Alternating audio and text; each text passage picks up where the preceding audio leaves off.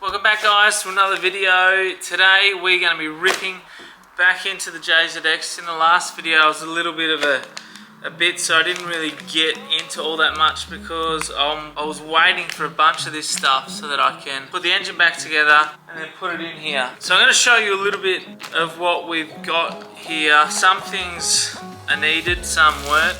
This is a weren't needed thing. This is just the cam gear cover, but a clear one. I was going to get purple cam gears, and I might still do it later on down the track. As you might know, we're going with purple. Everything's purple. I'm going to redo all the silicone joiners, so that's all. I got a whole bunch of that from Raceworks. I think I've showed you this already. This isn't new, but I will show you. We've got the Tarkins, or however you say it, coil pack with swaps to R35 coils. So we're going to do that. I needed this thing, which is the igniter block off thing. That was expensive for what it is anyway.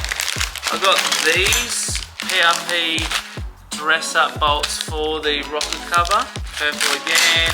Other little dress up bolts for around the place. I've got in here a Golby's overflow because I didn't want to put the standard overflow back in because I want to keep that all open.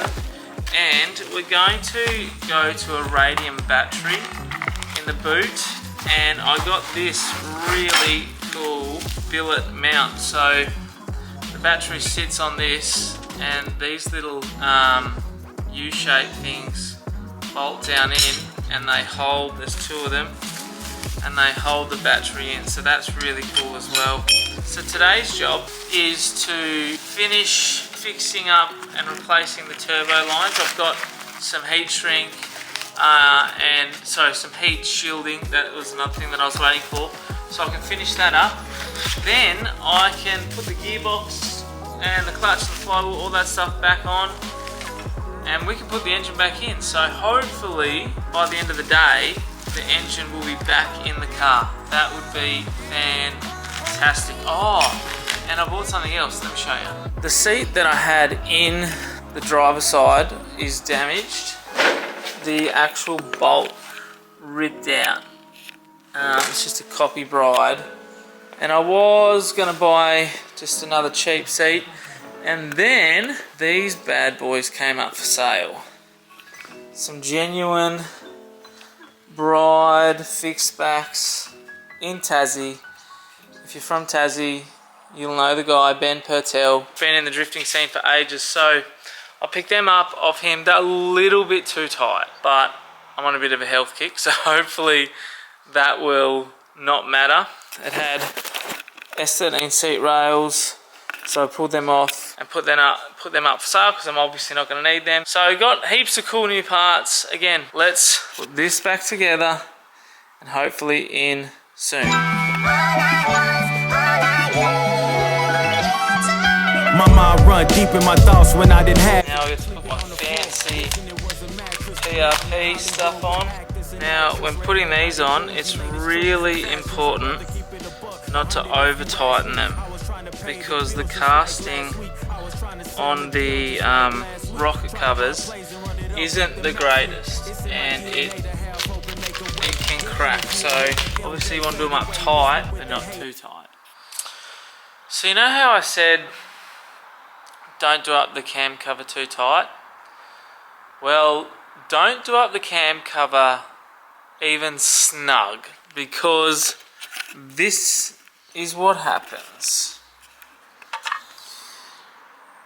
Dang it. Painted for nothing. And trying to find a new one is going to be very hard. So I'll probably end up spending $1,000 on billet ones. Oh!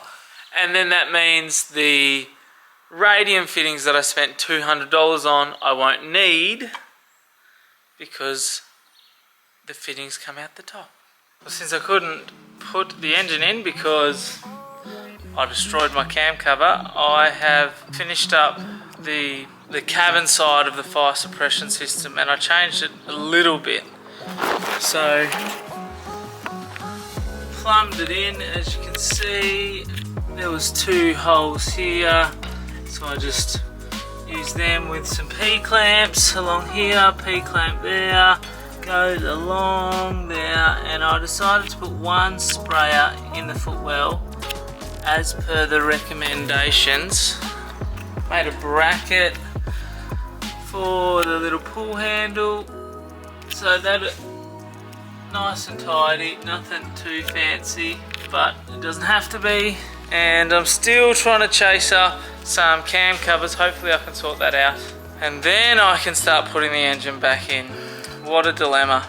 Not how I hoped today was going to go, but anyway, at least I got a few more jobs done. I've been really bad at filming everything today, but I decided to have a crack at gluing it back together. It is definitely not pretty, but it's back together. Put a bit of black paint on it. I think it will work. She got a bit hot where I clamped it down there, but you know what? It's better than spending $1,000 on a billet one. We'll see how that goes. Alright, she's together. I got the coil packs in, the R35 coil packs. Got all the dress up bolts.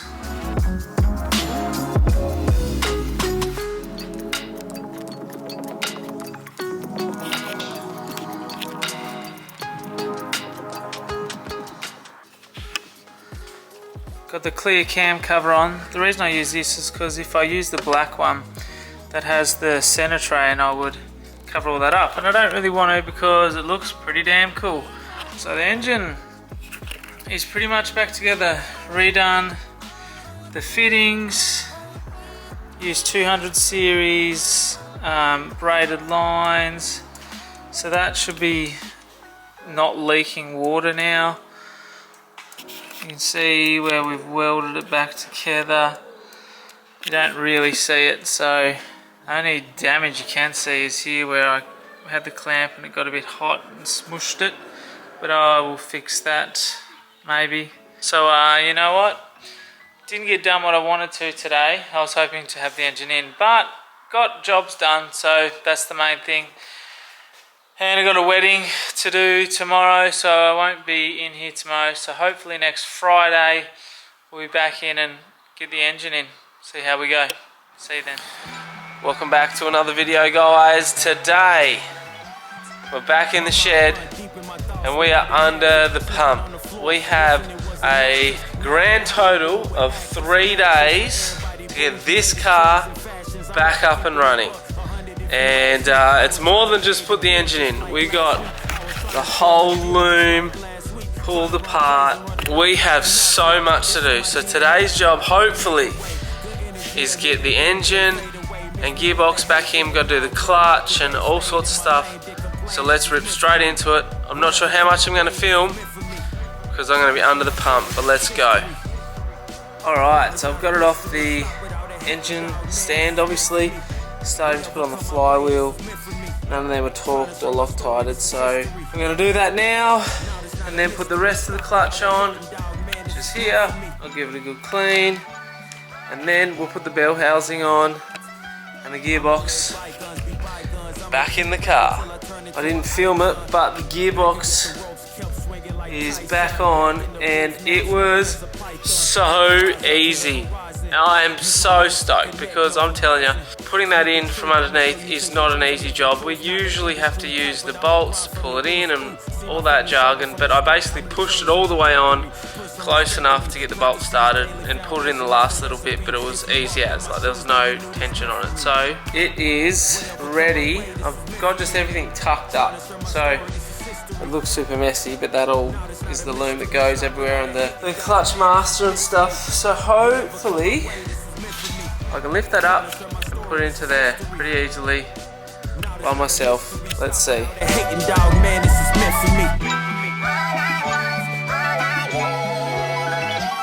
Well, we've had a major setback and I need to pull the whole engine and gearbox back out. I've spent all day getting it in, getting the shifter sorted, which was moved back about 20 mil, which doesn't sound like that big of a deal. I made the mount still work. It had adjustment up the top to get it bolted in. And I'm trying to get the shifter working, which is a S1 sequential shifter. And basically it just wasn't in the right spot. I couldn't get enough throw to go down gears. I could up gears, so I notched a bit out up here. I notched a bit out on the shifter to try to help it.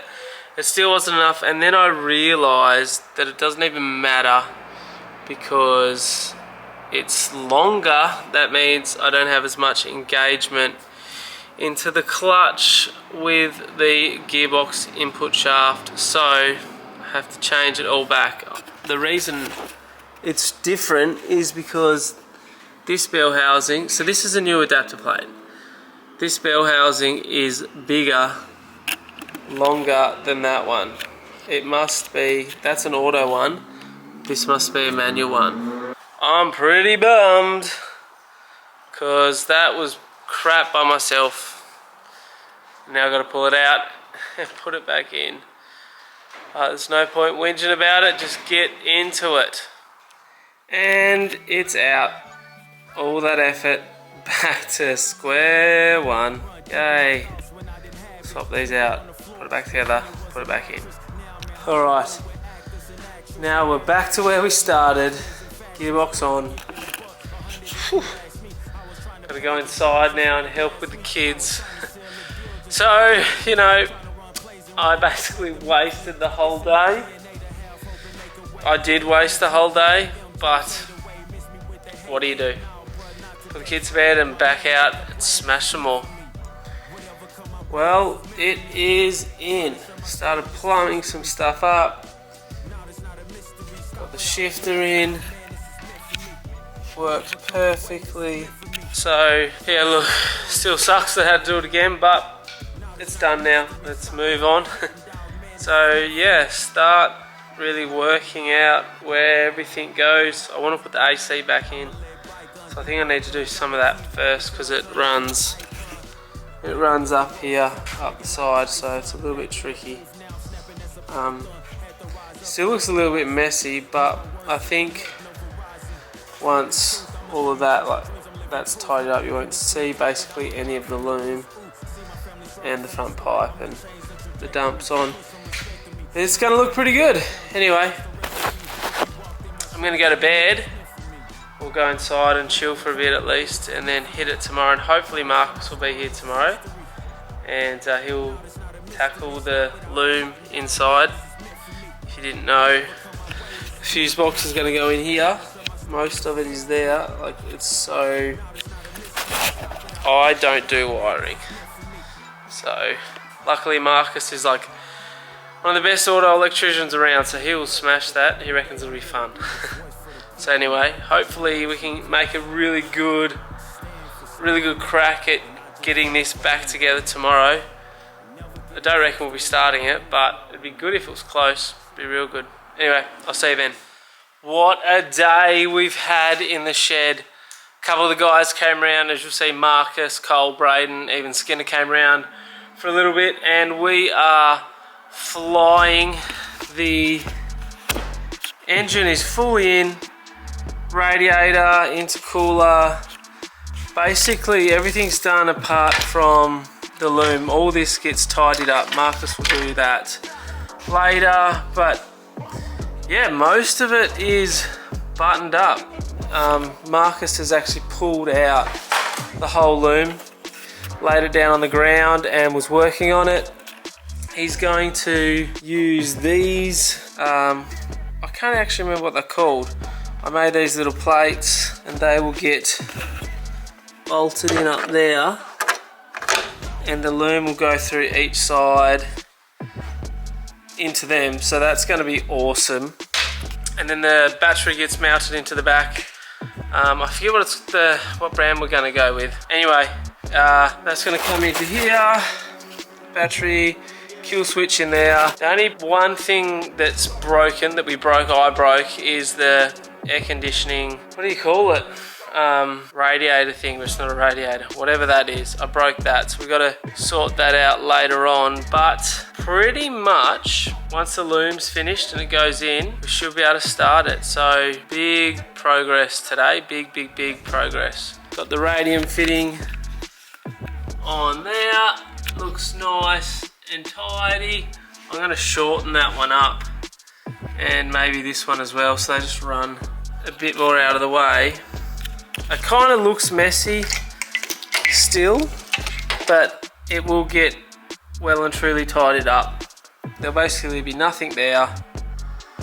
All this loom will be gone. That's the patch thing for the igniter. There's not much else really in here. This is the loom. I actually found one online new for them 35 coil packs. That'll go down in there, make that look all nice and neat. So close. So I literally have 2 more days to get this car done. All the other days I am out of the state. So next thing to do is I'm going to get the battery ready for that to be mounted. Then we're going to start putting the panels on. I think for this event, which is a basket, I'm not going to put all the new panels on. I'm just going to put some of the old ones on, because I'm not going to have time to paint it all. Man, I've got lots to do, don't I? Shivers. We're going to be pushing hard. Anyway, I'm going to go to bed because I'm not going to go to bed. I'm going to go inside and get ready because I'm preaching at church tomorrow and I need to finish that off, and it's 9 o'clock. Anyway, I'm going to round this video out. This is the latest I've left the video till. Usually I'm a few weeks ahead. I'm filming Saturday night, and this video hopefully will be out Sunday night. So anyway, let's keep hustling along and see if we can get this sorted. See you next one.